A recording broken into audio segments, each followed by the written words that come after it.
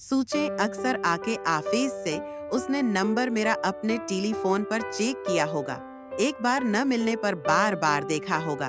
फिर तन्हाई में उसने अपने बस्तर पर तिकान से दुराज होकर माथे पर अपना बाजू रखकर सोचा होगा, क्यों मैं उसके लिए इतना तड़पता हूँ? क्या वो भी उसी तरह मेरे लिए तड़पती होगी? सोचते सोचते खुद से ही सवाल कर डाला होगा, क्या वो भी मुझसे प्यार करने लगी है जैसे मैं करने लगा हूँ? फिर तो सवालों का अनबार ही लगा होगा, क्यों वो मुझसे नहीं मिलती? क्या मजबूरी है उसकी? फिर आप ही आप रोठा होगा, अब मैं भी नहीं चाहूंगा।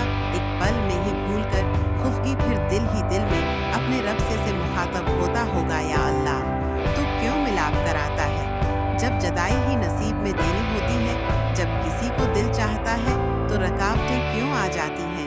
अगर वो मेरे नसीब में नहीं थी तो क्यों करवाया था मिलाप?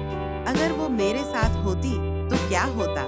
क्या होता अगर वो मेरी नजरों के सामने होती? वो अक्सर सोचता होगा।